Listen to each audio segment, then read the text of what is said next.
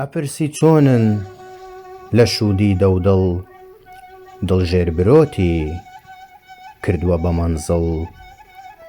تخوا لەیگەڕێ لە سۆز و تابدا، دۆعا گیرایە لە ژێر میحرابدا. چاوی شلافاوی فرمێسک زۆری سند، پێڵ و گلێنەی لە ڕیشە هەڵکەند. هاژەی ئەو دڵت دائەلەرزێنێ، هەرس زۆر بەردی قورس ئەجوولێنێ.